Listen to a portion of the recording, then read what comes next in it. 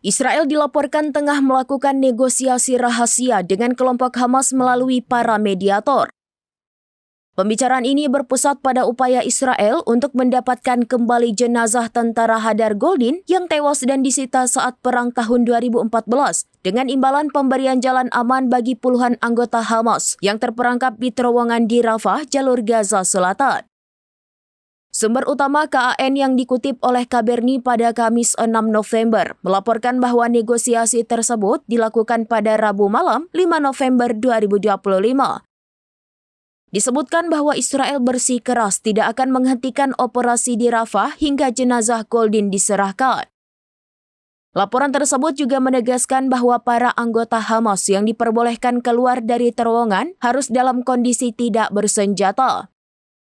Download Tribun X sekarang, menghadirkan lokal menjadi Indonesia.